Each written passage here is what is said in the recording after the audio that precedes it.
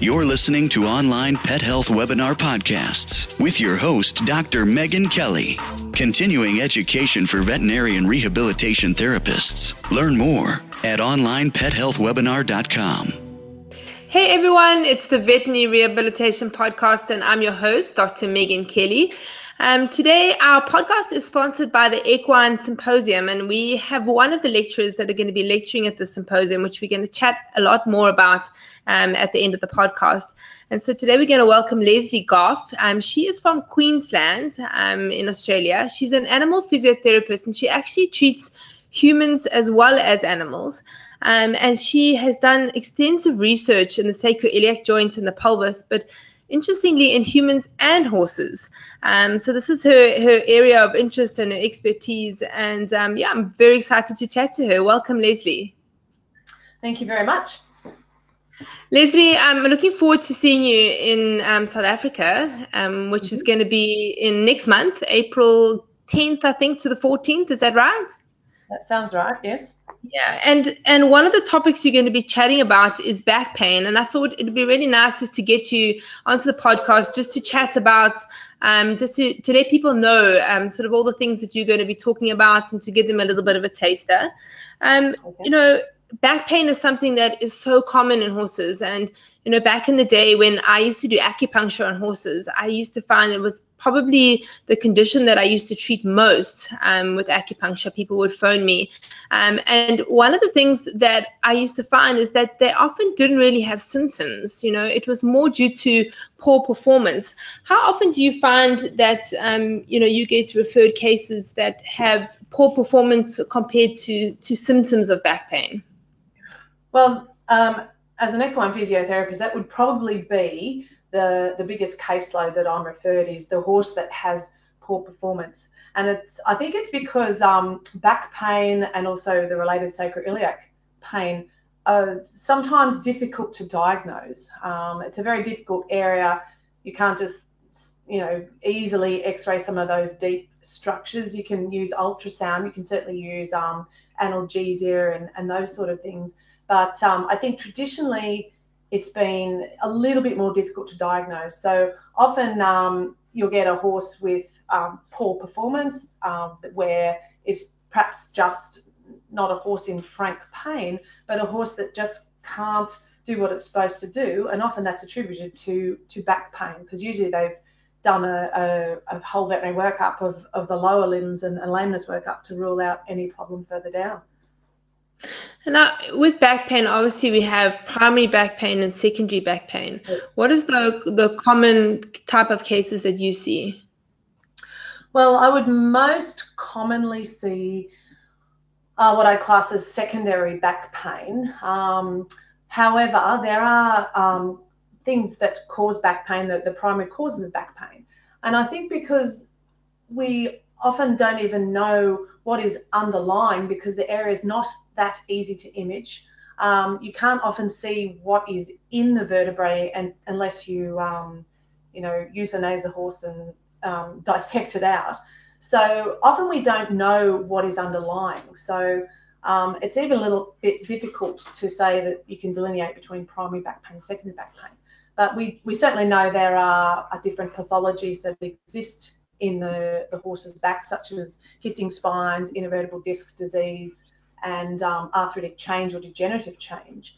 But often where, as a physio, and I guess this is where what we're good at, is being able to look at the movement and the biomechanics and try to ascertain what the underlying problem is, even without a pathoanatomical diagnosis. So we look at the movement and the biomechanics, but we try and also do some really functional assessment to have a look at, what movements or what patterns are different, and in that way try to ascertain, where the problem's coming from in the horse's back, if it is indeed a back problem.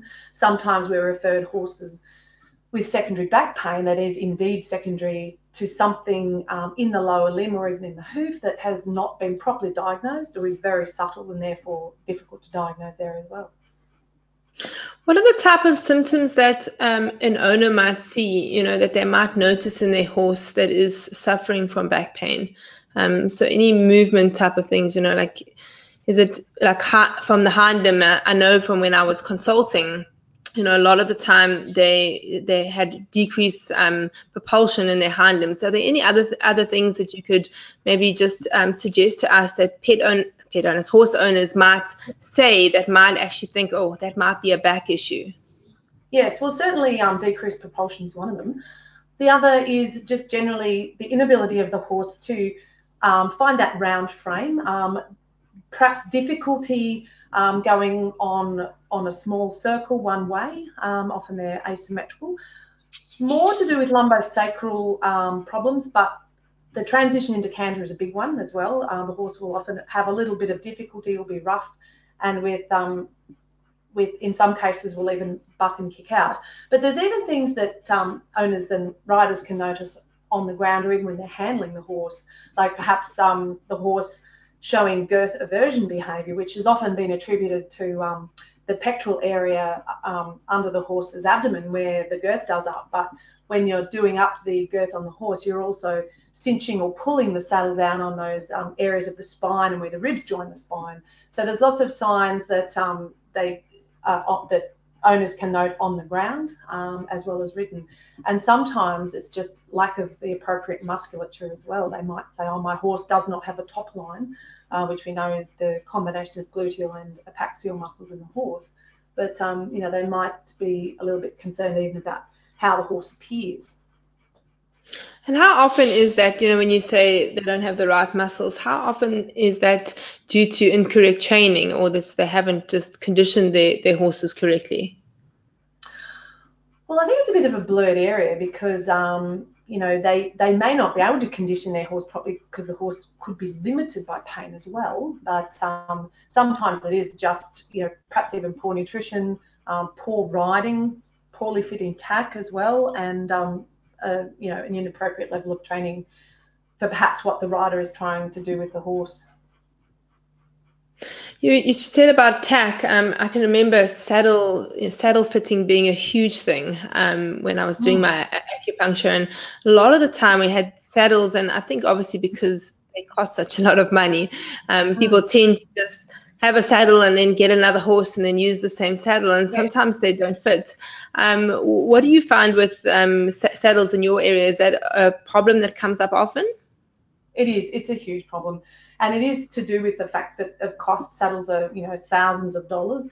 There has been a lot of research about, back pain and saddle fitting that's come out quite recently. And some of the research suggests that even if the saddle does fit the horse at a given time, when the horse has had a certain amount of work or different type of training, the saddle may even need to be refitted to the horse months afterwards. So the horse may need to be refitted 2 or 3 times a year, depending on how they work and how their musculature changes underneath. And certainly the old thing of having one saddle for multiple horses is probably not a very good thing. But I think where the research is going now, and I think we'll see some very good stuff coming out about correct saddle fit and back pain is going to be a really important aspect in management of back pain in horses. Yeah, I can remember when I was younger, I had a little pony called Smokey, and I had a small pony saddle. And then I got a thoroughbred off the racetrack, and I just used exactly the same saddle, just this little miniature saddle on this thoroughbred. And it didn't fit that well, but I remember we just got some a high condensed foam, and we just made a little cut where the weather is and just propped it up a little bit, and that poor horse probably was so uncomfortable. It's probably why he used to fly buck me off all the time. And we were exactly the same going through Pony Club. We'd have one saddle because we could never afford anything that we'd fit to 2 or 3 horses. And I guess horses are pretty resilient. They'll have a go and they'll really try, but possibly that's why my horses didn't perform as well as I would have liked them to. Yeah, I mean, my horse used to fly buck, and it's probably the reason. It's something on that poor little pony saddle that I forced the thoroughbred to wear. I remember actually just thinking about it now, I remember a friend of mine used to have a horse with a cold back, and it really was a nightmare for her because she couldn't get on at all. Wow. What is your experience with cold backs, and do you think this is actually there's a primary problem there, or do you think that it could just be sort of a personality thing? Maybe the horse is just highly sensitive, or do you think there's actually something going on when we see those kind of horses? I would probably suggest that there's some sort of sensitivity or pain response there with a cold back horse. I mean, yes, you can have behavioural problems in horses, but if that's its only behavioural problem, I would think there's probably something underlying that. And that's maybe being biased as a musculoskeletal practitioner wanting to look for the musculoskeletal problem. But I guess, you know, if you try to address that and it doesn't change, then, you know, you have to go down the behavioural pathway as well. Yeah, I must have. I think of all the horses that I know and have seen that have had cold backs, they all had very long backs. And I'm sure, like, obviously conformation can affect sort of what type of back pain that we see. Can you chat a little bit about that, the difference between horses with shorter backs and horses with longer backs? Yes, well, generally it used to be thought that horses with a long back had a weak back. I don't think it's necessarily weak, but obviously there's longer levers going on there. If you think of how the fascicles of the muscles cross the different levels of the spine, and say you take multifidus, which is supposed to be one of the support muscles, crossing up to 5 to 7 levels. If the horse has an anatomy, whether it's a reduction of a lordosis or just a different shape of the vertebrae that makes the back have a little bit longer, then perhaps those muscles can't stabilize well, or perhaps the apaxial musculature can't exert the force that it's supposed to. So horses with long backs don't always have back pain, but certainly it's something I would flag if I'm looking at a horse conformation wise. The other thing is probably most obviously are the roach back or the kyphotic areas of a horse's back, or the sway back or the lordotic horse. With the sway back horse, or where they have an increased lordosis, usually in the thoracic or the cranial thoracolumbar region, it may be that those horses are perhaps more predisposed to the condition called kissing spines or overriding dorsal spinous processes, where the spinous processes are actually approximated more closely to each other due to the lordosis. But again, that's not always the case. And again, all horses that have overriding dorsal spinous processes don't always have pain either. So yeah, the kyphotic, the roach back horse, perhaps they don't quite have that lumbosacral or lumbar extension that they might need. And they're the main things I would look at, plus also rib symmetry from a ventral or a cranial or a caudal aspect, looking at symmetry of the ribs, because that can indicate changes in the rib position, because they attach to the thoracic spine, or possibly even a mild scoliosis. Now, sacroiliac joints is something that you've done some research in. How common do you see conditions where you have sacroiliac damage? Well, I obviously see quite a few, because if people Google me, they see I'm the sacroiliac lady. So maybe those numbers are inflated. But I'm probably not even seeing as many as are out there, because again, it's something that's really hard to diagnose. Even more so than the spine, because the sacroiliac joint sits underneath the wing of the ilium and underneath huge musculature of the hind end. So there's certain criteria I look for if I'm thinking it might be a sacroiliac problem. But likewise, a lot of people say, oh, my horse has done its sacroiliac, and you know, it hasn't had any other veterinary workup. They haven't looked at lamenesses more distally. And there certainly hasn't been any further investigation before they come to me. So, yeah, a little bit hard to talk about, you know, percentages of sacroiliac joints injury that I'd see in a horse, but as I said, I probably do see more than most. And do you see specific type of back injuries or back conditions depending on the type of sport? So if they do dressage, eventing, show jumping, is there any connection between those, or is it sort of all the same? Doesn't matter what kind of performance sport they're doing? I think it's more to do with how they're ridden within their sport as well. So, you know, if you certainly show jumpers have loading changes through their sacroiliac joints, and you can see that as in what's called like a jumper's bump or a hunter's bump, where they have a thickening or a hypertrophy of the ligaments over the tubus sacrali. But I'd say it's more to do with how they're ridden, how their tack's fitted, and how they're trained as to whether they have back pain or not, if that makes sense. Yeah. Rather than the sport. Certain sports, you know, with a show jumper, yes, you always check the lumbosacral junction and the sacroiliac joint, because they get their maximal flexion extension over the jump there at the lumbosacral junction. With cutting horses and camp drafters, which we have here, who have to be down on their haunches a lot and pivoting on their hind legs, obviously you check their hocks, but also their ability to flex through their lumbosacral junction and, you know, rotate the pelvis caudally around their spine. I think generally dressage horses, they're more like sort of gymnasts. You know, they are probably, if they're ridden well, the most, I don't know, horses that have the best musculature around their trunk and their spine to support them, but that's not always the case either. There's quite a lot of talk at the moment, and I've seen quite a lot of Facebook posts about doing like therapeutic exercises and core strengthening exercises. Is this something that you recommend in your cases?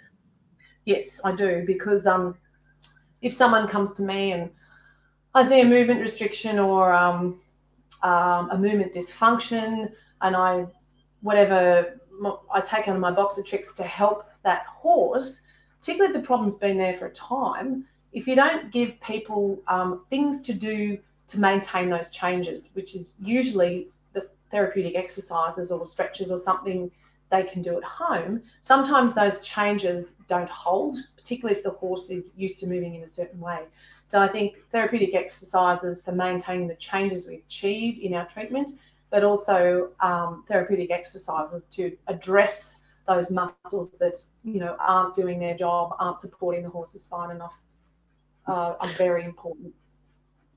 This is now quite a few years ago that I was doing, maybe 10 years ago, I was doing acupuncture on horses, and I actually used to work together with a remedial rider, and it was actually really great because, you know, I came from a veterinary background, so I hadn't done any rehabilitation at all, and my rehabilitation training has only been in the small animal side, so I never did any equine rehabilitation training.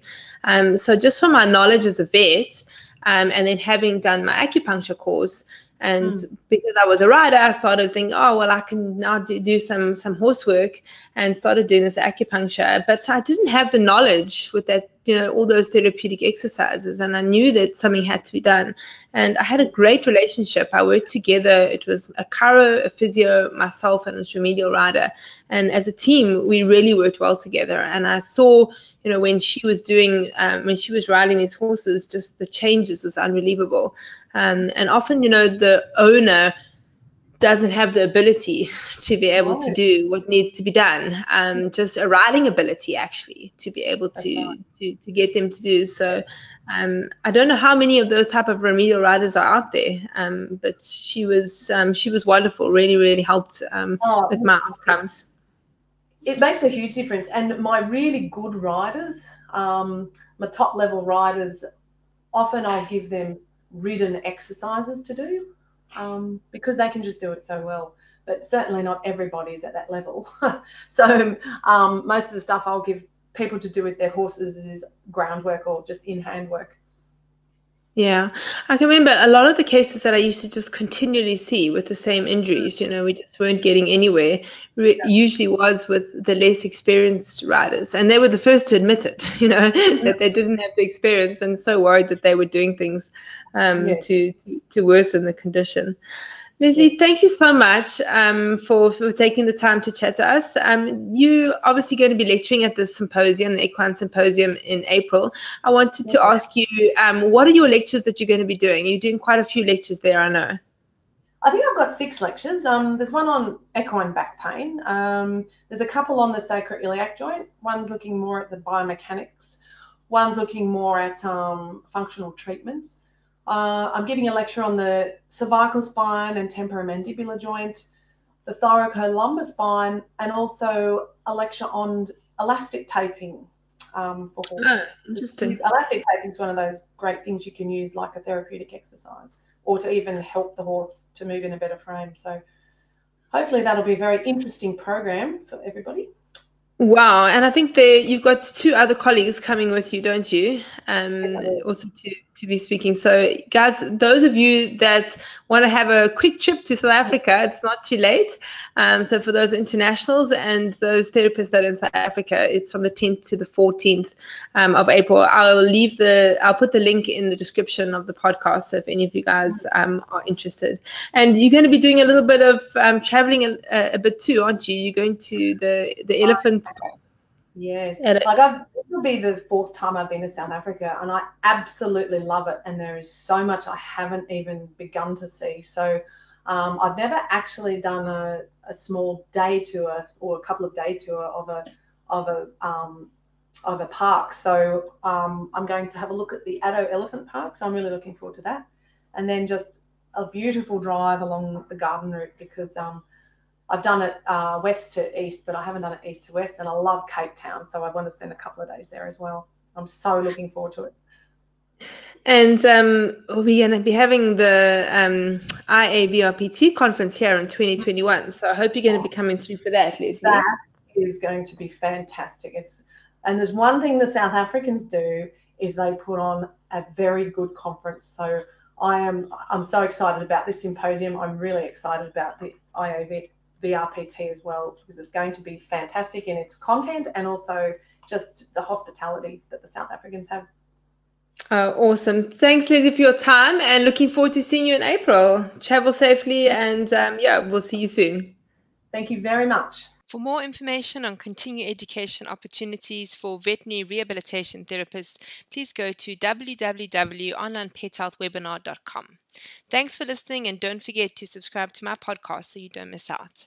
I'm Dr. Megan Kelly on the Veterinary Rehabilitation Podcast. Bye for now.